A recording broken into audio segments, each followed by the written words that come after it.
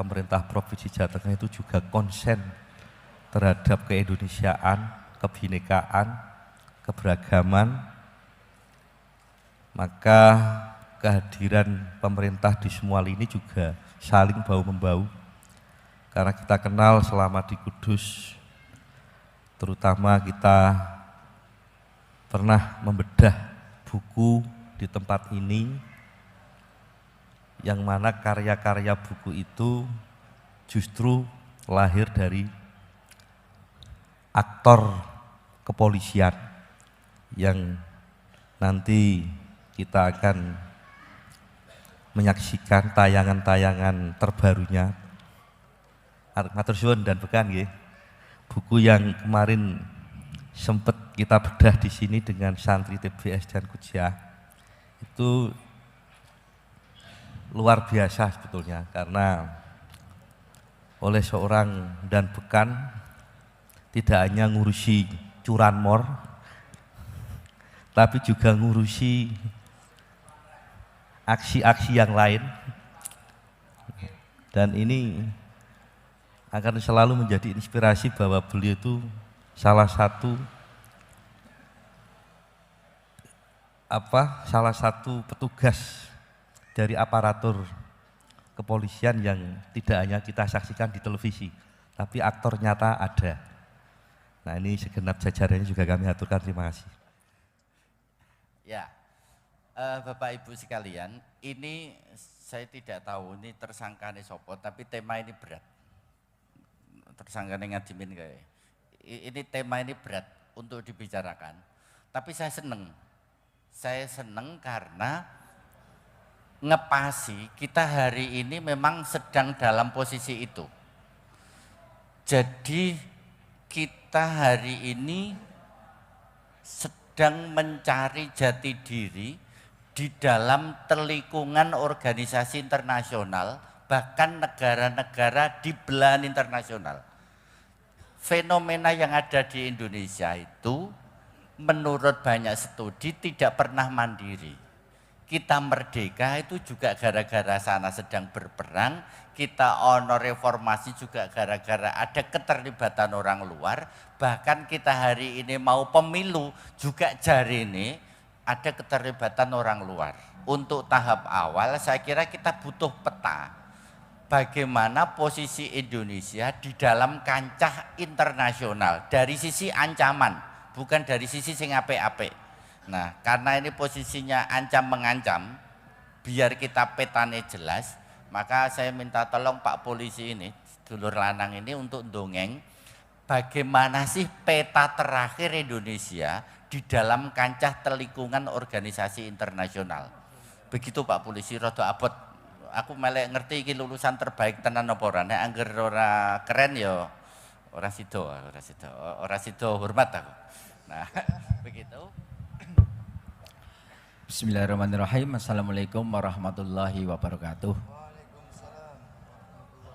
Selamat malam, salam sejahtera untuk kita semuanya yang kami hormati, para alim ulama, wabil khusus beliau guru saya Pak Najib dan rekan-rekan semua yang hadir pada malam hari ini. Iki berat nih. Tapi genora ngisin-ngisini tetap wanek-wanek ke depan. Mau kalah aku. Langsung saja saya akan mencoba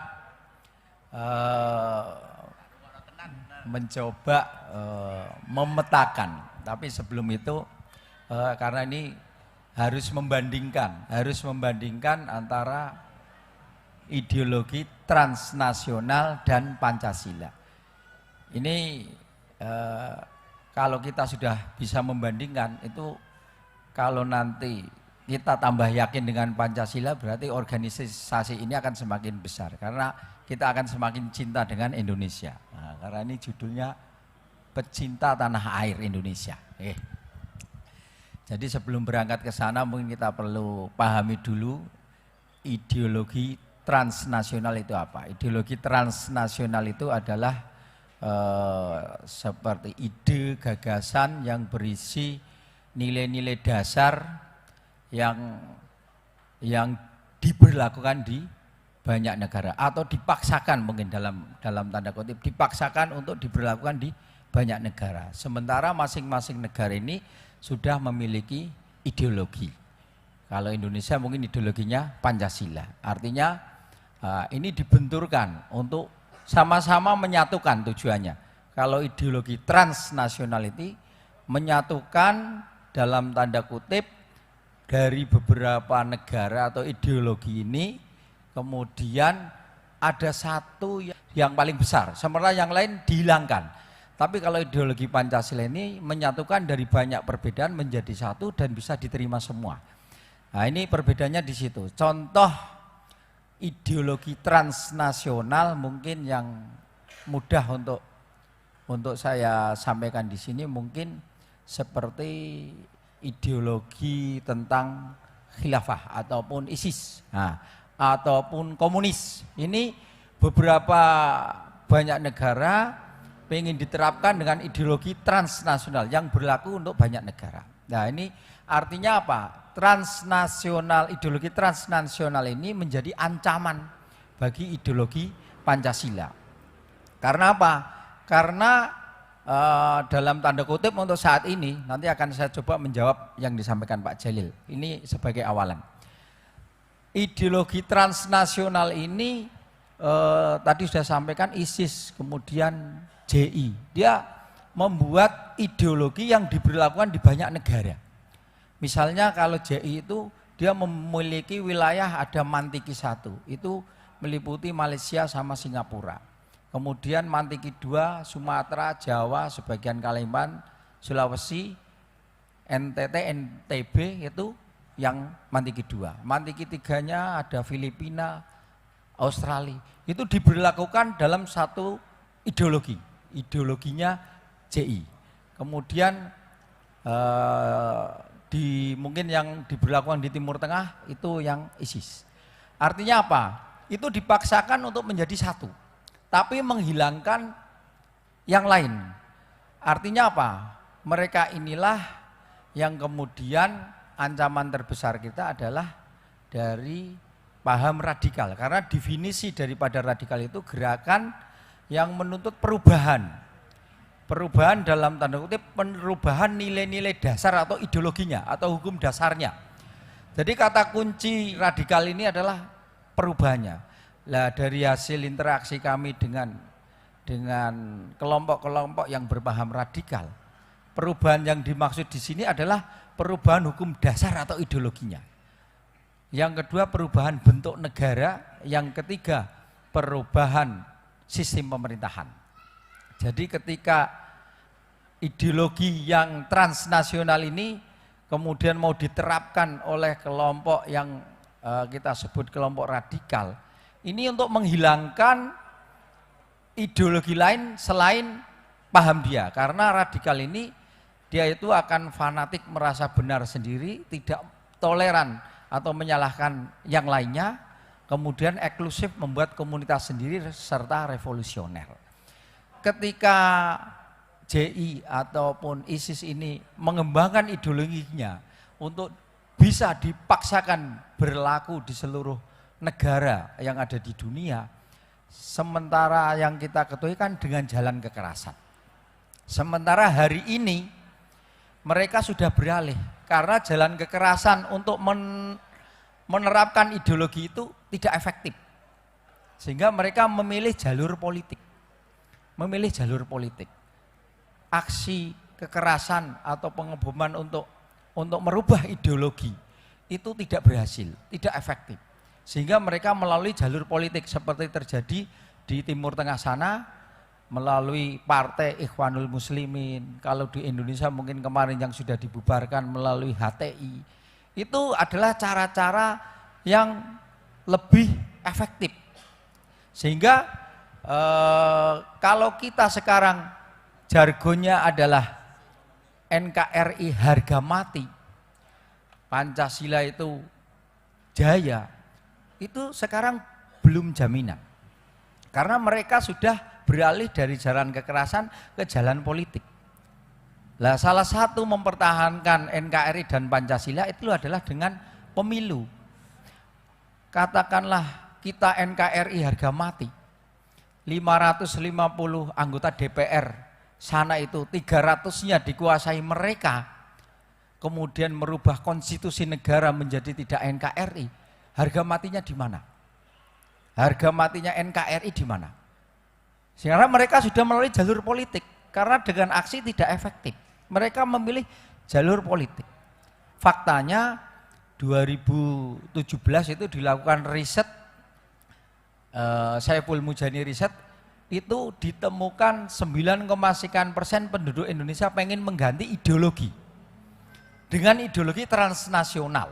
9, sekian%. Itu kalau dikonversi penduduk Indonesia itu jumlahnya 10 juta.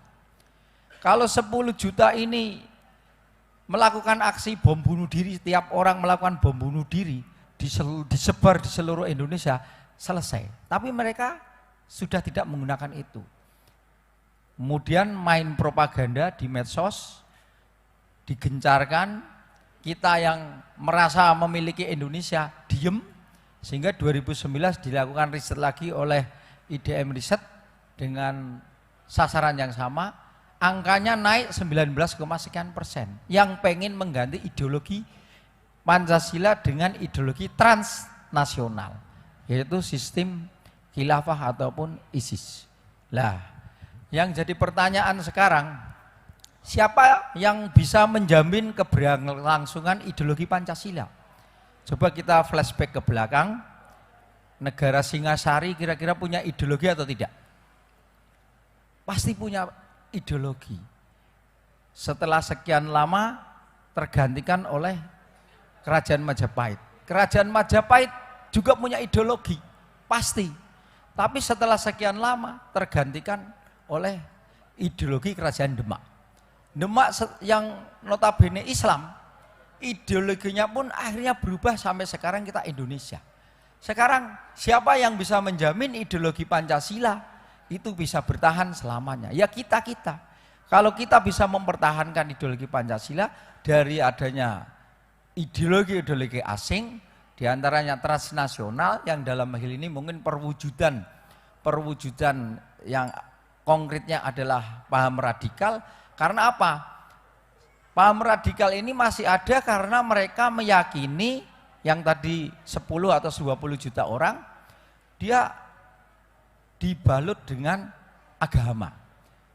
Ideologi transnasional ini kebanyakan dibalut dengan keyakinan atau agama. Yang notabene komunis saja, itu ideologi transnasional yang lain, selain paham radikal. Itu aja kan berangkat dari keyakinan. Kemudian yang berangkat dari agama, misalnya JI, ISIS dan lain sebagainya, mereka mau ngapain? Mau melaksanakan ajaran agamanya secara kafah. Jadi ideologi Pancasila ini tidak dianggap representasi melaksanakan ajaran secara kafah. Nah, merubah ideologi ini direpresentasikan sebagai menjalankan ajaran agama yang kafah.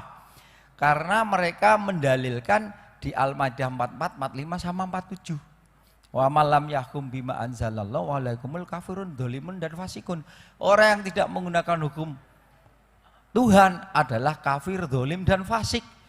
Ini perintah yang harus dilaksanakan, maka hukum yang buatan manusia Pancasila ini dianggap bagian dari kafir yang harus diganti dengan hukum ideologi transnasional yang berangkat dari agama. Nah, bagaimana dengan bentuk negara maupun sistem?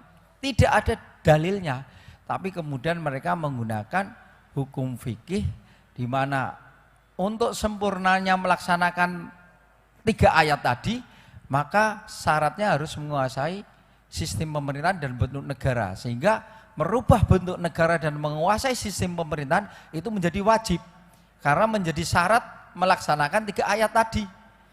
Nah, dari situ akhirnya mereka berusaha mengaplikasikan dengan tujuan mengganti ideologi. Karena tidak bisa mengganti ideologi dan merubah bentuk negara, maka mereka pengen menguasai sistem pemerintahannya. Dengan cara apa? Dengan melalui jalur politik. Sekarang sudah banyak yang kelompok-kelompok mereka bergabung dengan kelompok-kelompok politik. Karena jalur itu lebih efektif. Ketika menguasai jalur politik, maka dia akan bisa merubah sistem pemerintahan dan merubah bentuk negara secara konstitusional. Makanya kita harus mensukseskan pemilu. Karena dengan pemilu kita bisa mempertahankan NKRI dengan Pancasilanya. Sementara ideologi transnasional itu sudah bisa kita buktikan gagal. Saya ambil sampel. Arab yang satu daratan, satu suku bangsa, bangsa Arab, satu bahasa Arab, hari ini pecah menjadi 22 negara. Ini berangkatnya dari persamaan. Ini gagal, ISIS gagal, dan yang lainnya gagal, termasuk komunis gagal.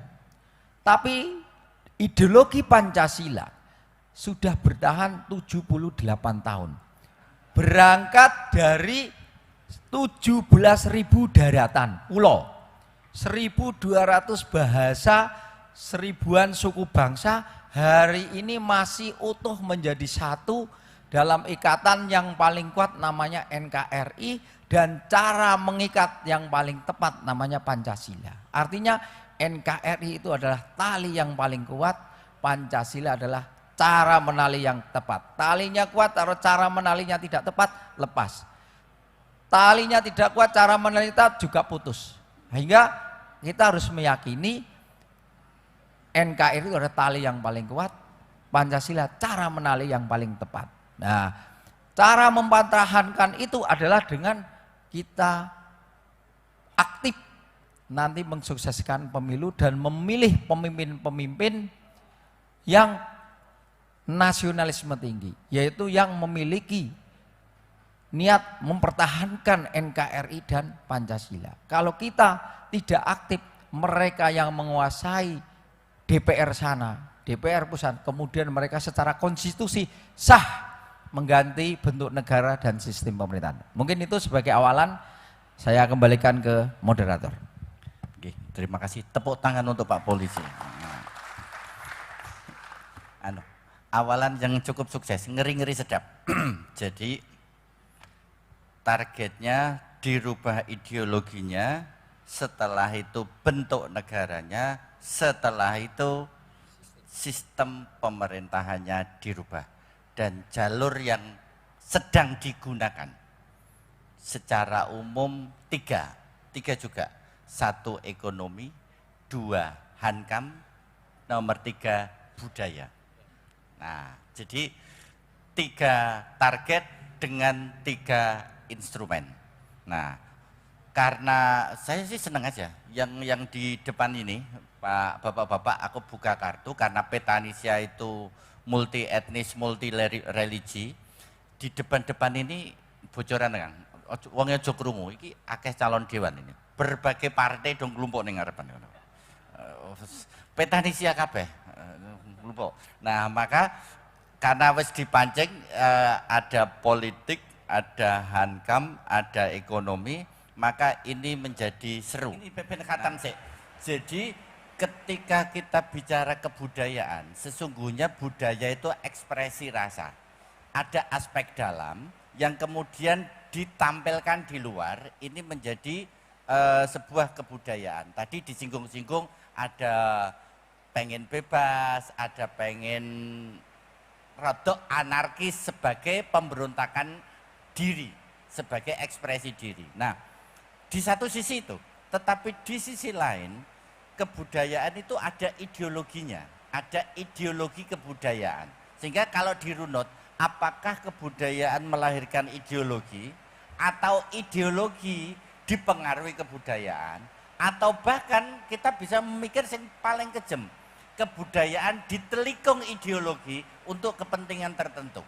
Nah, kalau sudah ada penelikungan ideologi terhadap kebudayaan, tugasnya Pak Polisi.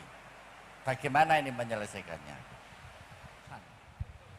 Jadi kalau menurut kami yang namanya budaya dalam hal ini PANG sama LGBT itu kalau dari kacamata intelijen itu adalah bagian dari teskis daripada kepentingan yang lebih besar.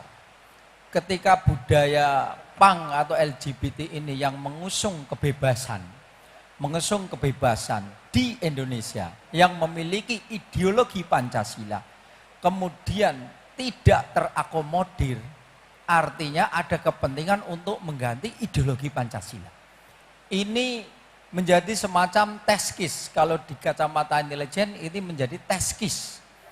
Kira-kira kita masukkan budaya PANG, budaya LGBT, ini diterima enggak?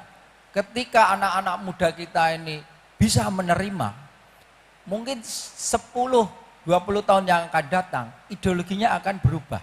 Karena apa?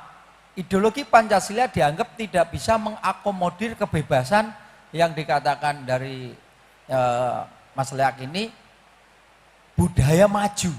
Budaya maju, kalau tidak PANG tidak maju, tidak minum tidak maju, tidak LGBT tidak maju. Artinya akan ada degradasi penilaian bahwa Pancasila tidak bisa maju. Sehingga ketika test case ini berhasil, maka wacananya adalah mengganti ideologinya. Ini disambung-sambungke, digaduk-gadukke. Jadi semacam test case.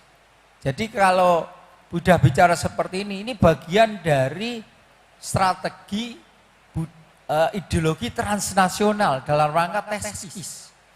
Lah untuk menguatkan kita, maka kita harus bisa meyakinkan bahwa budaya transnasional itu gagal.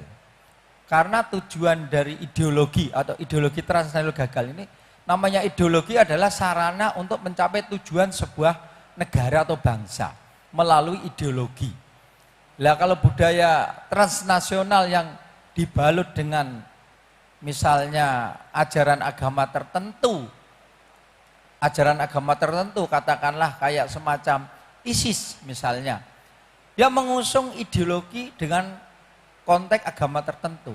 Tapi tujuan dari agama itu yang Pak Jalil sering sampaikan namanya maqasid syariat, tujuan daripada syariat itu tidak tercapai. Tujuan maqasid syariat apa itu? Terpeliharanya agama, terpeliharanya jiwa, terpeliharanya keturunan, terpeliharanya akal, terpeliharanya harta benda. Itu tidak tercapai walaupun bungkusnya sudah dengan atas nama agama. Tapi dengan Pancasila tujuan maqasid syariat itu tercapai. Artinya hukum dasar itu adalah sarana untuk mewujudkan tujuan dari sebuah bangsa atau negara. Sehingga dalam konteks ajaran kita bukan diperintahkan untuk mendirikan dengan agama tertentu, tapi baldatun thayyibatun warabun ghafur. Agama yang baik adalah agama yang mendapat ampunan dari Tuhan. Agama yang mendapat ampunan dari Tuhan apa? Yang bagaimana? Yang mampu mewujudkan maqasid syariat, tujuan daripada syariat. Sekarang contoh sampel, Pak Jalil jualan sate kambing yang dibakar anjing, Pak Mawahib jualan sate anjing yang dibakar kambing, jadi kan pilih mana? Pilih nama atau pilih isi, substansinya. Namanya negara ISIS, Islam, Irak dan Suriah. Tapi maqasid syariat tidak tercapai di sana. Pembunuhan, keturunan, kita berakal tidak bebas, harta benda tidak bebas. Tapi dengan Pancasila yang bukan dalam bentuk atau di cover dengan nama agama, tapi tujuan maqasid syariatnya tercapai. Artinya kita bicara substansi, sehingga kita bicara ideologi, mau itu budaya maupun ekonomi, kalau kita dari sisi keimanannya kuat, maka kita akan bisa menjaga ideologi Pancasila. Terakhir, sehingga kemudian pergi ke Pelang mencari durian, makan durian, jangan sambil minum kopi. Hari ini masyarakat kita butuh dua golongan. Golongan TNI Polri dan golongan kiai dan santri. Untuk apa dua golongan itu? Golongan itu adalah jus enak, namanya durian. Lebih enak lagi kalau dimakan dengan kawan. Pak TNI dan Pak Polisi untuk menjaga aman, Pak Kiai dan Pak Santri untuk menjaga iman. Nah, kira-kira seperti itu. persatuan TNI dan Polri dengan kiai dan santri itu namanya bersatu. Kami dalam hal ini dari Kepolisian Republik Indonesia, khususnya Polres Kudus, mari kita sukseskan pemilu, karena melalui pemilu adalah sarana untuk memilih pemimpin sesuai ajaran kita. Ketika kita bersafar dalam perjalanan 2 orang saja, salah satunya harus jadi pemimpin. Itu dalam hal sepele diatur, sehingga mari kita sukseskan pemilu untuk memilih pemimpin. Kemudian melalui pemilu juga kita bisa mempertahankan ideologi negara. Jangan sampai wakil-wakil kita di DPR sana berpikiran untuk merubah ideologi. Mari kita pilih wakil-wakil kita yang mempertahankan NKRI dan Pancasila.